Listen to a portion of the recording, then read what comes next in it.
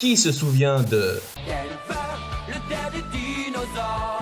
Si beaucoup d'entre nous se souviennent du générique de Denver, quel est le point commun entre cet animé des années 90 et celui-ci? La couleur verte et les écailles? Non, c'est lui, Peter Lorre, le chanteur de ces deux génériques devenus cultes. Conçu pour surfer sur le succès du Petit Dinosaure et la Vallée des Merveilles sorti en 1988, Denver est le fruit d'une collaboration entre les studios d'animation américains dits DDH et d'autres français. Comment? Les quotas de production imposés et les subventions du CNC n'ont pas toujours attiré que des youtubeurs. À la fin des années 80, ils ont même permis à notre dino préféré d'être storyboardé à Angoulême. Denver apparaît donc pour la première fois le 12 septembre 1988 aux États-Unis et le 20 mars 1989 dans l'émission Sam Dynamite sur FR3. Succès immédiat, Denver devient co-présentateur avec Brenda. Non, pas celle-là, celle-ci. Le scénario de Denver est simple. Une bande d'ados californiens adeptes de BMX s'amuse dans un terrain vague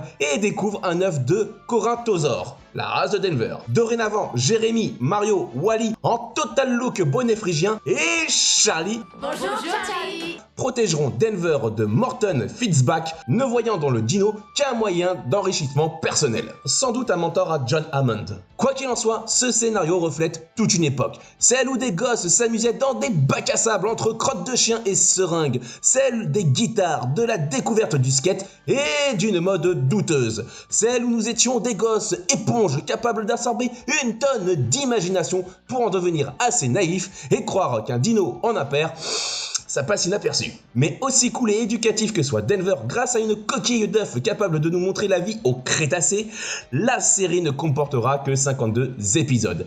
Et autant dire que le final a été torché à la pause déj. Comme le bus magique, il y a deux fins alternatives. La première est à destination des Américains et raconte le plan diabolique de Morton Fitzbach qu'il neige sur Los Angeles. Le final français se consacre quant à lui à un festival qui va rencontrer quelques difficultés.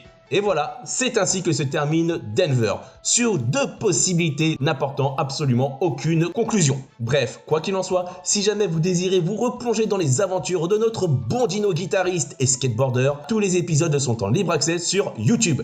Par contre, ne vous trompez pas, Denver, c'est lui, et non cette immonde copie remakée en 2018. Mieux vaut se faire bouffer par un T-Rex dalleux que de s'aventurer à regarder un seul épisode.